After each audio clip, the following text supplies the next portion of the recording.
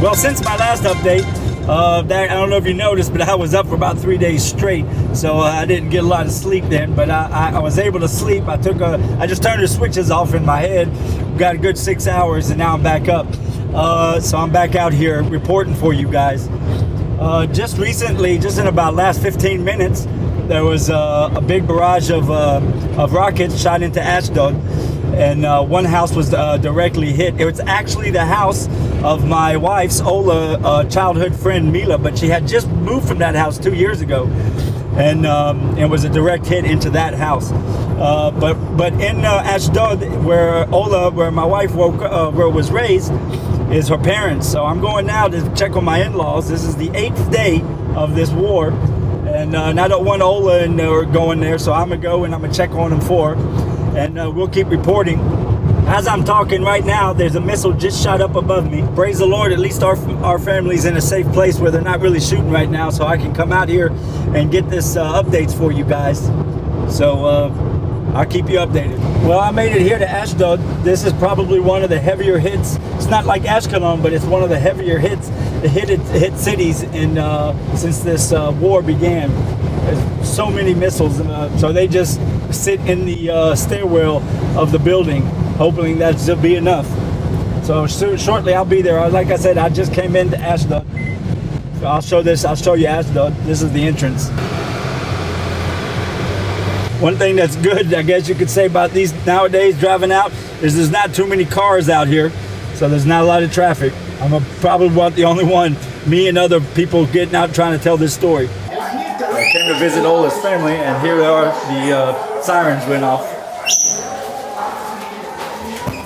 Everyone goes in here to these to their stairwells.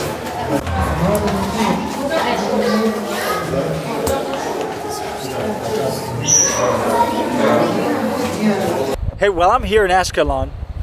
This is the most hit city during this last 8 days. Over 3,000 rockets have been fired, and over 800 of them came into Ashkelon, this city. And out of those 800, almost 80 of them got through the Iron Dome and had direct hits inside this city. Now, right behind me back there is the Ashkelon Marina, where just a couple days ago, there was a direct hit inside the marina. One of our boats was moored there for over 2 years. I came to Ashkelon to do some filming, and we got another siren.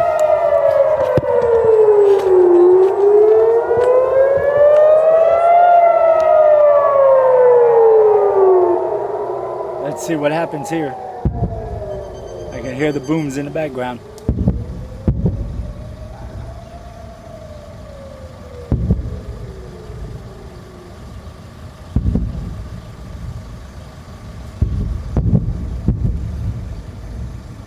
Explosion still going off. Well, as you can see, just coming down here, I got caught with 2 sirens of barrages of missiles coming in, including while I was driving, there was a missile I saw flying right over our head. Well, just today, Yigal Yeshua, which is a man who was lynched in Lod, today he passed away at the hospital. So may God be with his family and help him through this tough time. Well, it's been a long day. We're at the end of the 8th day now of this war between Gaza and Israel.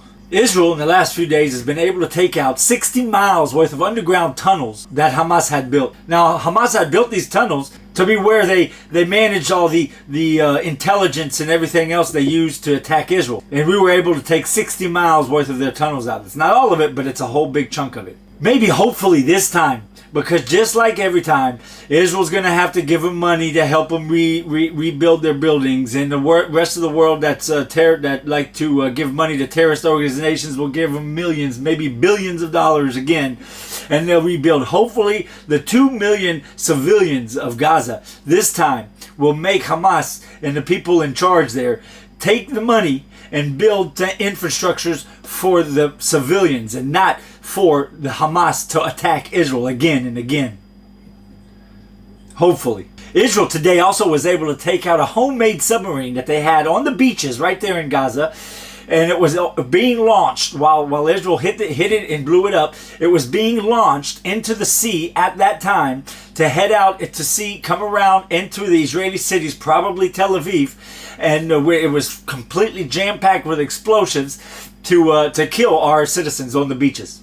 And so we were able to get that just in time. The IDF told Hamas that this time, when we're done with this war, any act of aggression or violence on their part will be reacted by in the IDF with a full operation, military operation into Gaza, where I hope they're not bluffing. I hope that's true. And they're calling this deal with Hamas silence for silence. Man, let's hope this one really works, because like I talked about before in one of my earlier updates, it's been 20 years where from Gaza Hamas has been firing into Israel, now into the villages around Gaza, and Ashkelon and Ashdod, even as far north as Ashdod, where the two places we were today. And it became it became accepted for our country to take these missiles every once in a while for years, for 20 years. It has to stop. Everything has to stop. Any little act of aggression, we need to react with full force. And I hope they weren't bluffing this time, because they've said things like this before.